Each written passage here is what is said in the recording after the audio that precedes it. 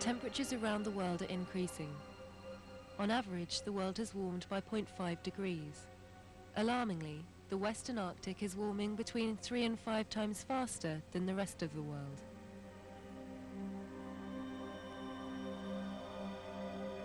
Glaciers are melting, wildlife populations are declining, vegetation is moving, and once stable sea ice is thinning, all at an alarming rate.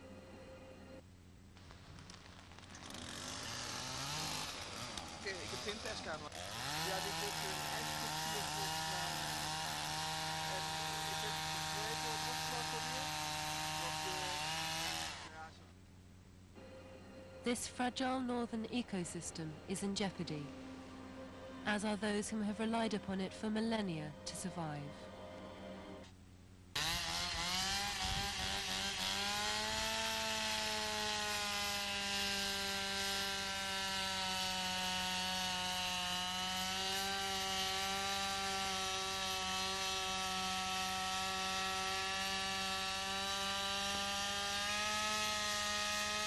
The sea level has risen on average by about 20 centimetres.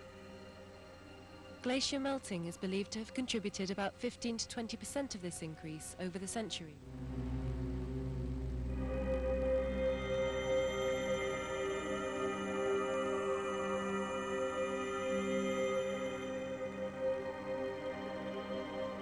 With the dramatic increase in temperature that has occurred over the last 2 decades, glacier melting is now contributing up to 50% of sea level rise.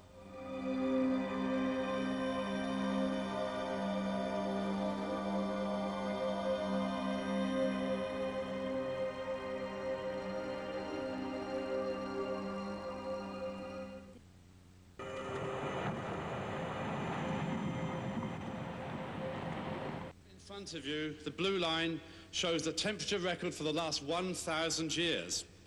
As you look to the right-hand side of the screen, where it's the year 2000 in red, we can now see that the Earth's surface temperature is much higher today than at any time during the last 1,000 years.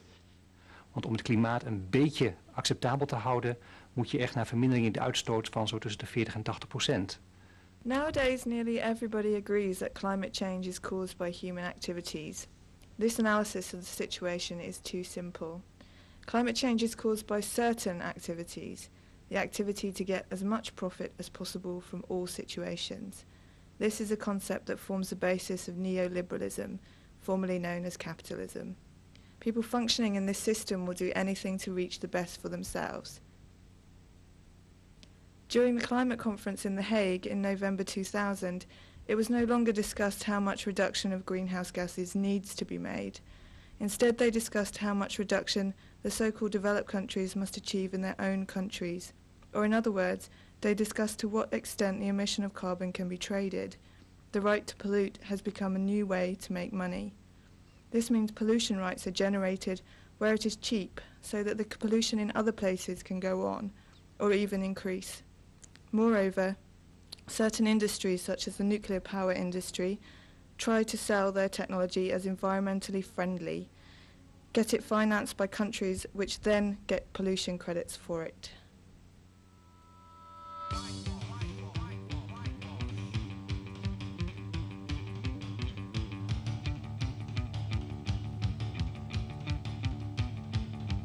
When you don't want to feed the world, when you just want to feed your bank balance, wash your guilt away. Unilever washes whiter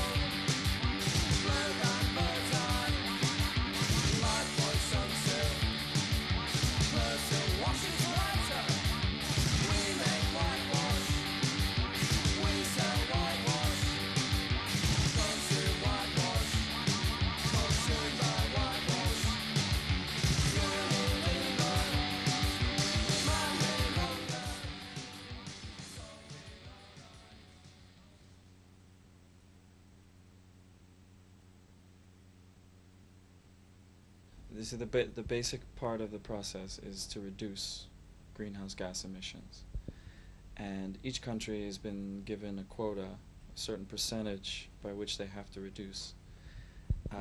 Mostly, these are only the industrialized countries because they're the most significant polluters. And the flexible mechanisms, is what they called, are ways by which countries do not have to meet those requirements at home. In other words, that they can take action somewhere else in another country, let's say in a developing country or in a neighboring country, by investing in a project which installs solar panels, and they would then be able to get credit for reducing at home. So this is very popular among the biggest polluters, like the United States, which pollutes about 25% of the world's greenhouse gas emissions. And part of all of the major industrialized countries have a reduction strategy employing these mechanisms as a way to reduce to meet their requirements.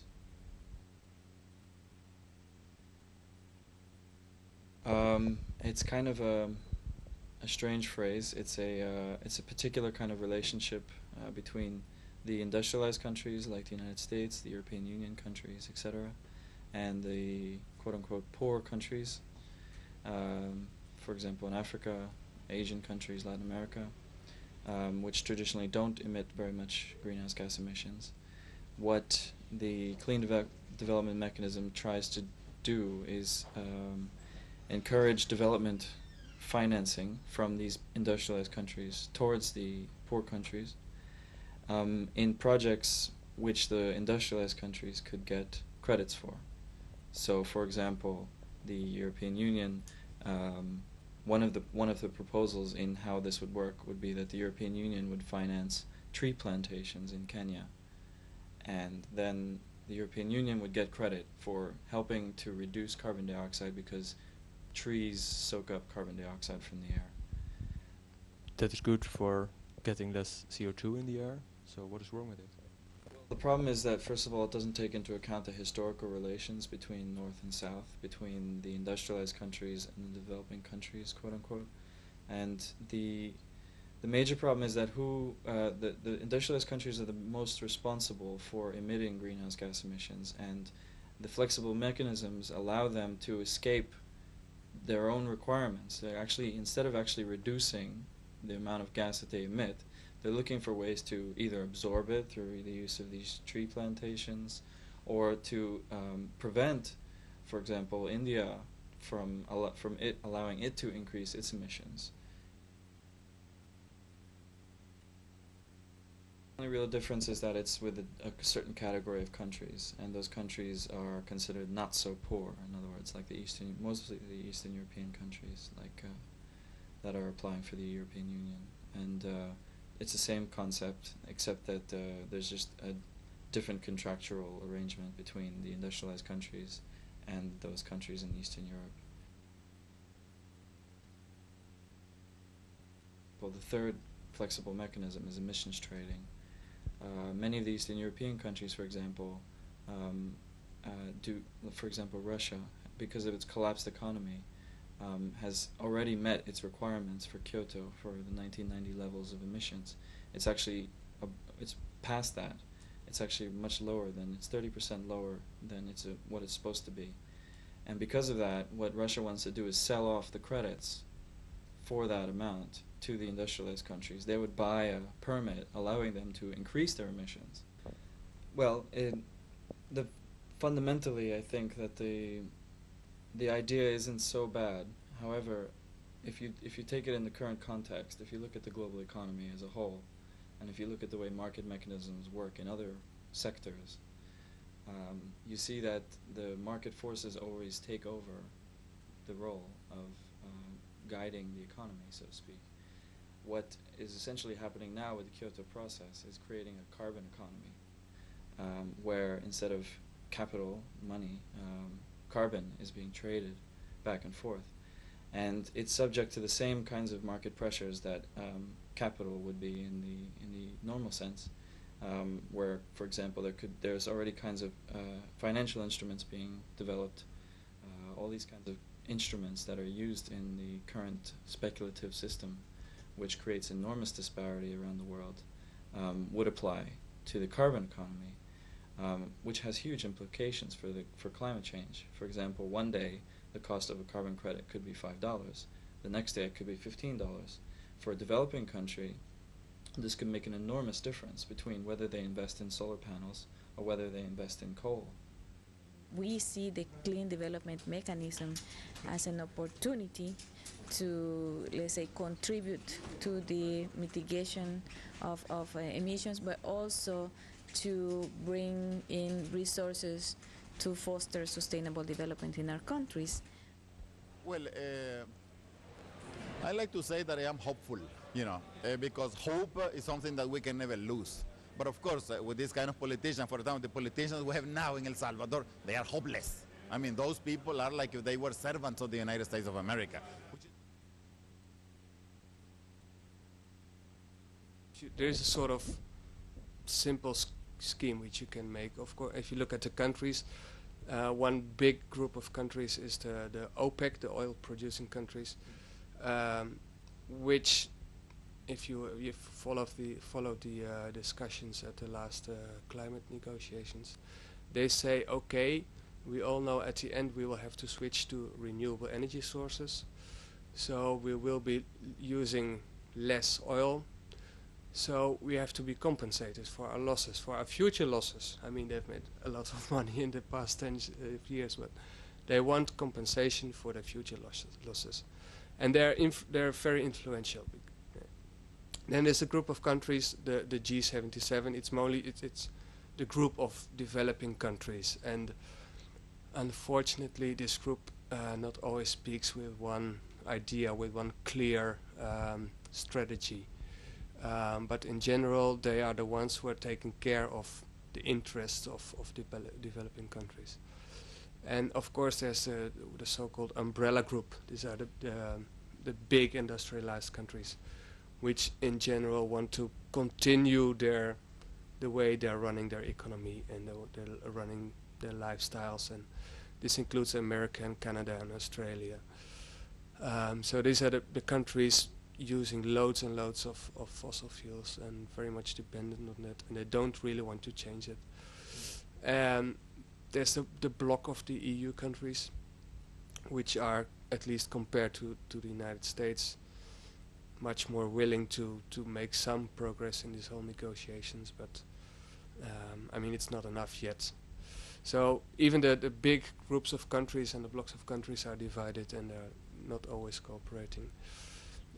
It depends on the issue, of course, as well, because you can see, for instance, the OPEC countries don't care that much about the nuclear energy issue, and for instance, the G77 is the group very much against the use of nuclear power as a so-called solution, while on the other hand, the umbrella group with America and Japan are supporting nuclear energy. Hey! We think nuclear can be sustainable. It is. We have options. We have options for the waste problem. I know. And you. I know. We can learn from Taiwan. We can learn from Taiwan. How could Taiwan will conserve their waste? They will send to North Korea. I think it's not fair. I have looked at the nuclear industry. It is also an industry which is very anti-democratic. Whether it is here or elsewhere, you find that the institutions that are set up to support nuclear power are always take away liberty from people. You cannot question them, this is secret and all that. And I think the reason why nuclear power appears to be cheap, it's because it's been heavily subsidized by the military establishment. All the research actually has been paid for military purposes, and that's why the research cost is never costed into it. And the environmental cost of nuclear power, I think, is much, much more than even oil.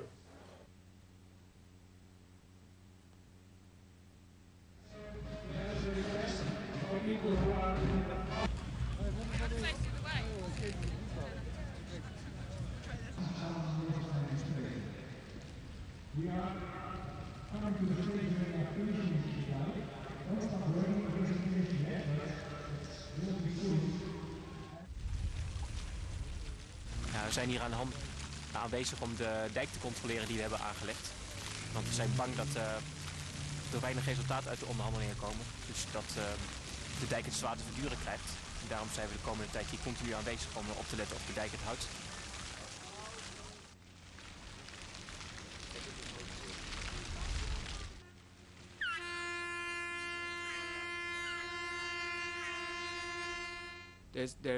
There's a big division. There's a big difference in the approach of NGOs. I mean, there's this whole group of big international NGOs, environmental NGOs, mostly, like WWF and Greenpeace, etc. And they have made their choice to try to influence the negotiations from the inside.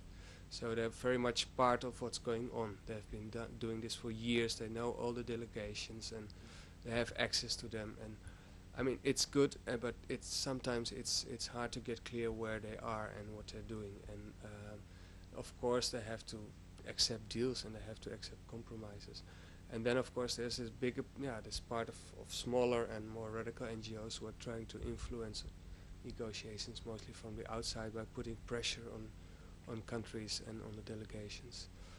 And it's a big and wide spectrum of groups, and well, if they manage to work together or at least exchange what they're doing and exchange crucial information from the inside, and I mean, then it's a very strong strategy to have different groups.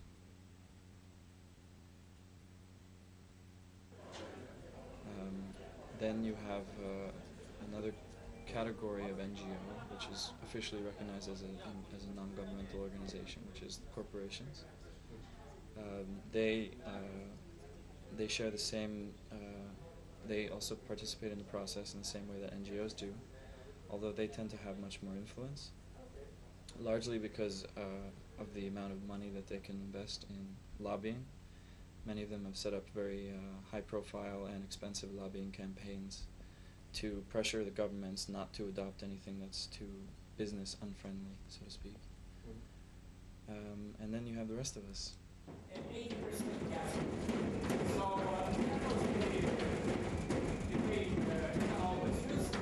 was a very successful program with new technologies. The cost was high in the beginning, as it is with photovoltaics and others. Is to replace NPV, which is used in the United States.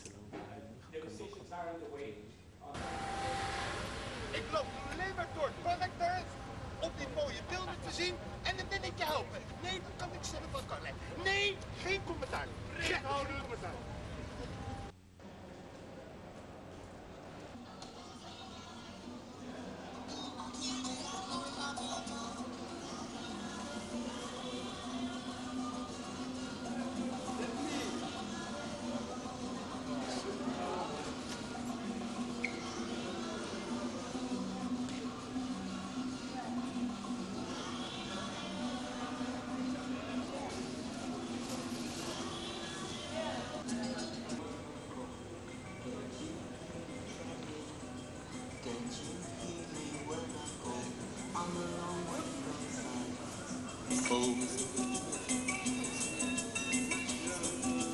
Oké, we staan hier nu in het ministerie van VROM. We zitten eigenlijk meer op de grond omdat er 18 mensen van ACEED, geaccrediteerde mensen, de toegang geweigerd wordt tot de klimaatconferentie. Terwijl die mensen allemaal van tevoren zijn aangemeld. We worden geweigerd op grond van geruchten dat we de conferentie zouden willen verstoren, wat absoluut niet waar is. Waarom denken ze dat jullie dat zouden willen? Ja, de security bij het gebouw zegt uit betrouwbare bron vernomen te hebben dat er banden zijn met de acties ook buiten. En daarom zijn ze, op de basis daarvan zijn ze bang dat wij de conferentie zouden willen verstoren binnen. Dus geen kritisch geluid? Nee, dat sowieso zo weinig mogelijk. En wat natuurlijk wel vreemd is dat oliemaatschappijen en de nucleaire industrie wel gewoon naar binnen mag. Well, first to say, there are a lot of people inside the building who are protesting against nuclear energy too. It's not only those outside, there are many people inside. So I think all voices are represented in the conference. It's not that they're being excluded.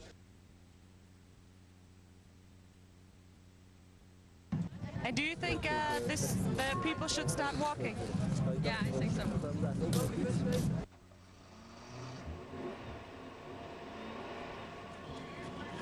been really striking just the last couple days this week to see people from all over Europe, from Ukraine, Finland, Korea, the US, Turkey, Czech Republic, Bulgaria, have all come here this week to say no nukes in the CDM, no nukes now, no nukes ever.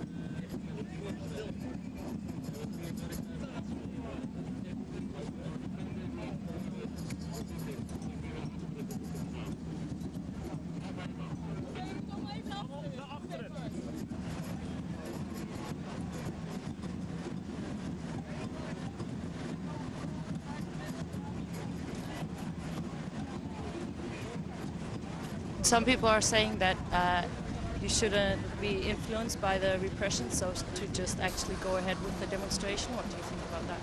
I think if people are comfortable, they should do that, and I probably recommend it for people who do want to do that. I for one, am not going to do that.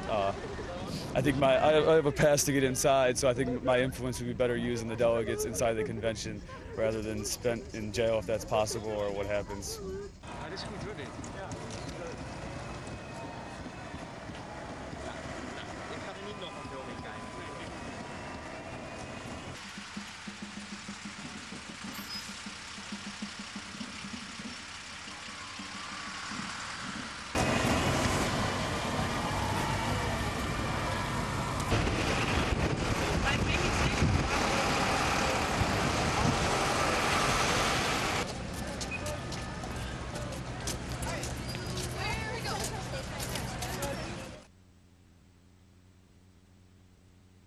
I think it was a German lobbyist, representative of German nuclear industry, who made it very clear. He said climate change is the best thing that has ever happened to the nuclear industry in the past 30 years.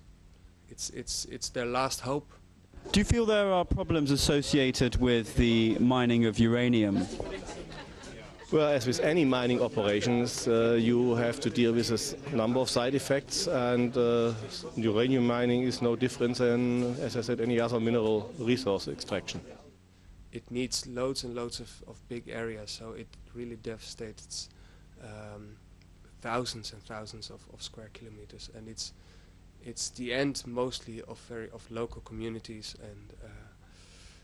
and that's the biggest problem. And also the problem is with uranium mining is that at the end, if they've taken out what they need for the fuel chain, they just leave the rest behind. There's no way they're taking care of the waste.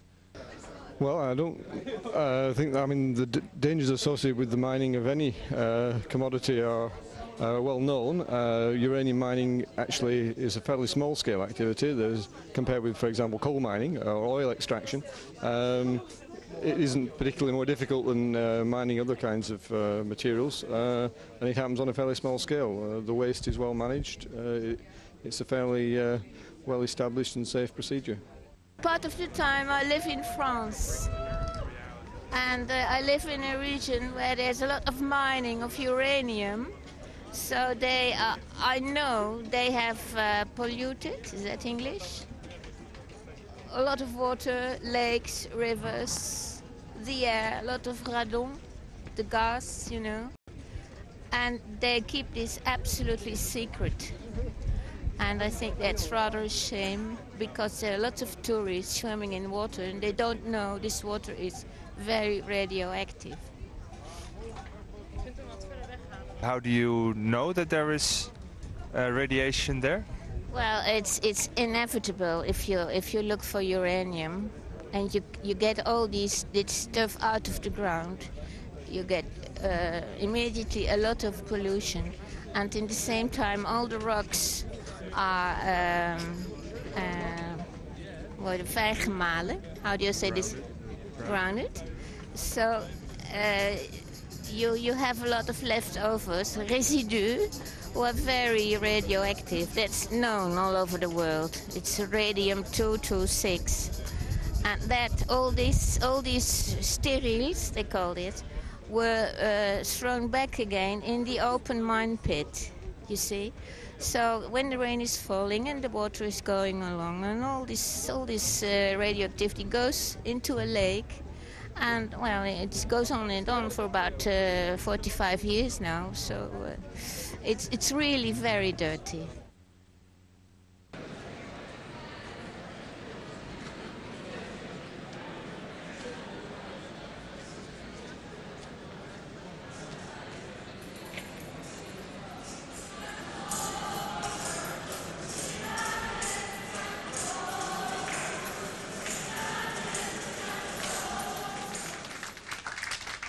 This process has become no more than a trade fair. What happens when you get a group of government leaders and largely industry lobbyists in one place to try and talk about an ecological problem? This is a trade fair, it is no longer addressing the issues. All I've heard about for the last 10 days is a carbon-constrained future and looking at the market opportunities within that. I believe the crisis we face is too large to take such a position. I can't speak on behalf of the NGOs here. I can't speak on behalf of these people. They have things to say for themselves. But I do know from watching this conference that the proceedings so far are going to go no way towards meeting the cuts of 60 to 90%, which the IPCC scientists themselves are saying. It's not people like me who you probably don't agree with. It's eminent scientists are saying we have a long way to go and we're not doing it.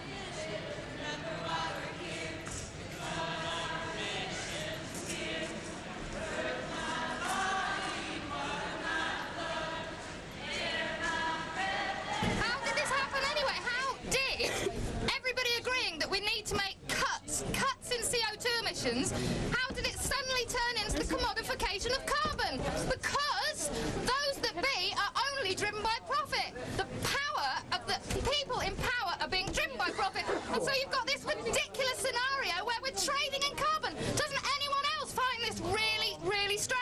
that we need to make emission cuts, but instead we're making, or they are making, money.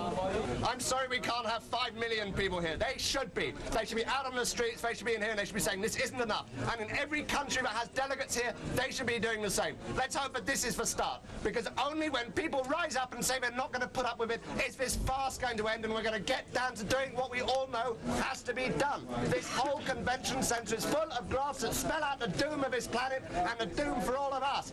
And it's absolutely writing on the wall. It could not be clearer. And when on earth are we going to do something about it? Because we are out of time.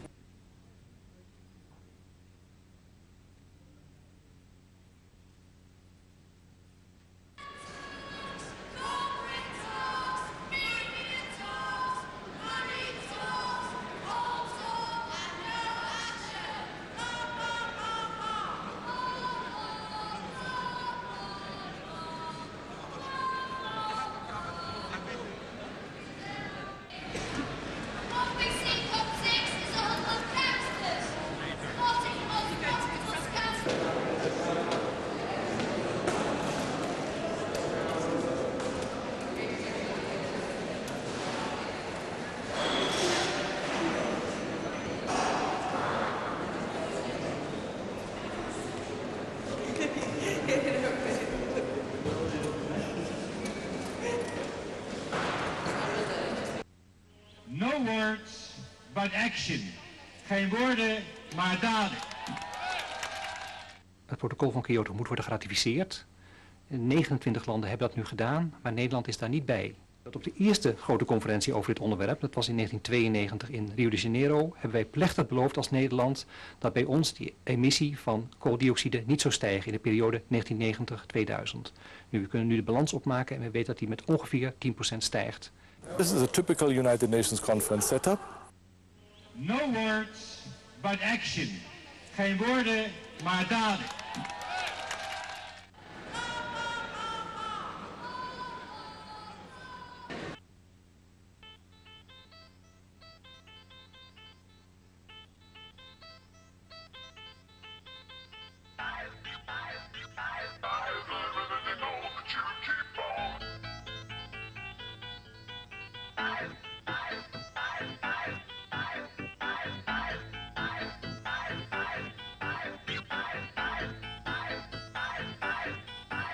Until now, corporations have profited by polluting the environment.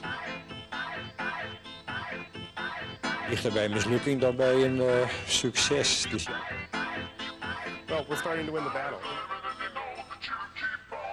Well, this one is the original rhythm alongside General Barney who said, don't believe the media. Don't believe the media. Why you're fasting?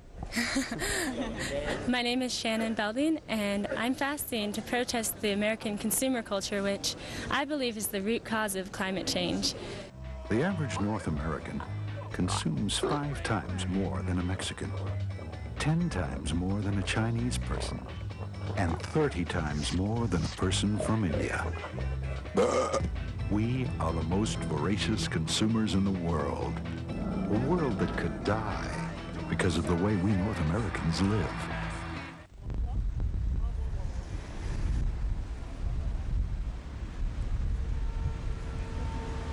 Well, we act.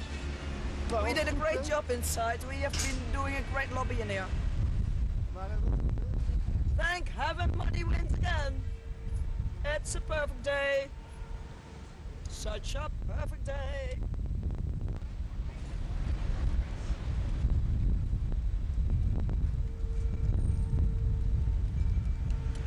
Good afternoon. Isn't it a beautiful day today, sirs? Industry wins again. Money wins again. Hooray for the money!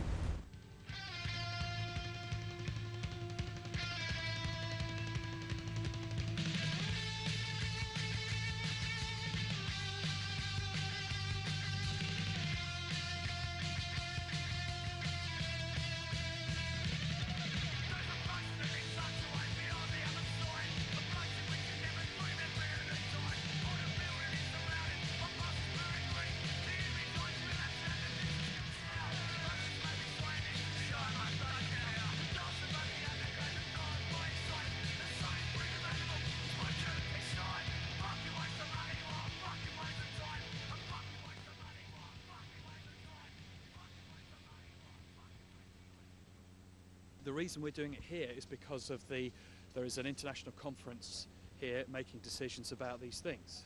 That has a symbolic value in particular, and it is to raise the issues which hopefully people know but not enough. I think they need reminding of the fact that it's not just a conference inside with lots of international delegates talking to each other. They need to realise there's people outside actually care about the climate. The Dutch government can raise their tax by 1 meter. Okay. Now it needs money, but the Dutch can afford it. Bangladesh, if it happens, doesn't have the money. Poor people in the villages won't be able to do it, so they'll have to leave. For the next 30 years, all the investment in Bangladesh will be eliminated if there is 1 meter sea level rise. Ik denk dat het heel goed is om op deze manier aandacht te vragen voor de problematiek. Denk je dat de mensen binnen de conferentiecentrum begrijpen waar het om gaat? Ja, absoluut. Ik denk dat er in het conferentiecentrum heel veel mensen zijn die in principe precies dezelfde dingen willen, maar door allerlei politieke gewirwar gebonden zijn aan wat hun achterban wil. Maar dat ze zeker achter staan wat hier gebeurd is. Maar als ze gebonden zijn aan dat soort politiek gewirwar, denk je dan dat ze de juiste beslissingen nemen? Ja, dat is moeilijk te zeggen. Ja, het worden toch altijd weer compromissen en het zal waarschijnlijk niet anders kunnen. And do you feel that the actions of environmental activists outside will have any influence on the decisions people make within the building? I doubt it very much. Most of those actions go on in the home countries too for the people who are here, so there's nothing new. I don't think the actions out there do any harm, but I doubt that they're going to make any big difference. I think a lot of what goes on in the building and outside the building doesn't have a direct impact on the negotiations, because a lot of the decisions have been made beforehand and a lot of the negotiations are going on in a small group of countries and ministers and other representatives here. Is that democratic? Well, all those ministers have come from, and they're appointed by their governments to represent those countries, so it's probably more democratic than a group of activists who are only appointed by themselves. I lost the point of that action somehow. That too successful. I don't know. I know that it was only just blockading in some symbolic way, but it was too expensive for me for this symbolic way, because I don't know how much this all cost, and they just use it for symbolic blockade. So I don't think it's the best way. What is the best way? I think when you spend so much money on it, it should be somehow not only symbolic way. So I can imagine the blockade from the sandbags, like a whole blockade to really block the center and just make some demands or something like that. Or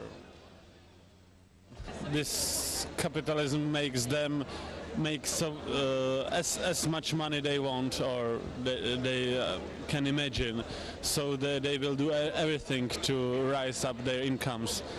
I think it needs the change of the system, definitely. Canada is the worst country here at The Hague. My country is the worst country here. I'm 45 years old.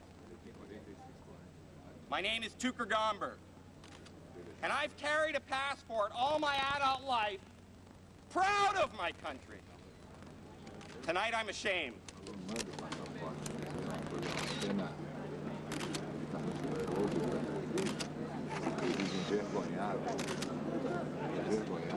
The Canadian delegation should go home. Get on the next plane and get out of here, because you're not helping the climate and you're not helping the planet. Go home, Mr. Axworthy. Go home.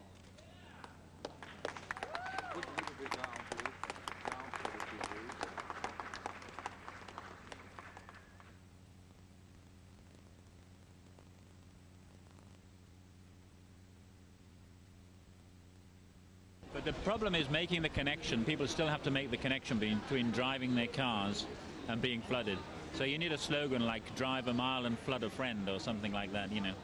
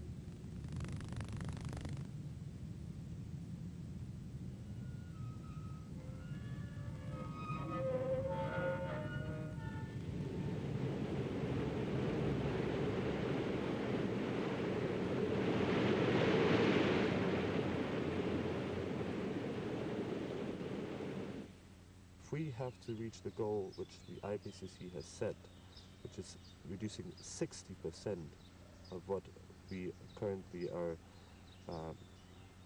belching out to the atmosphere. We would basically have to destroy half of our cars to do that.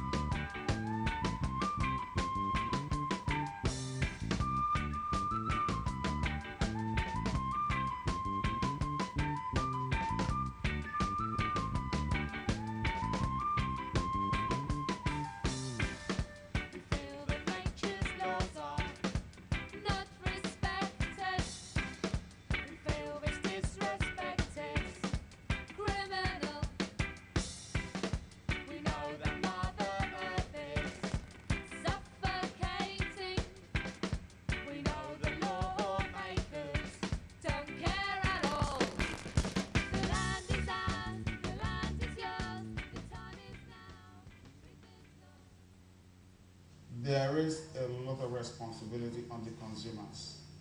One, to put pressure on their companies who go on with processes that lead to more CO2 emission.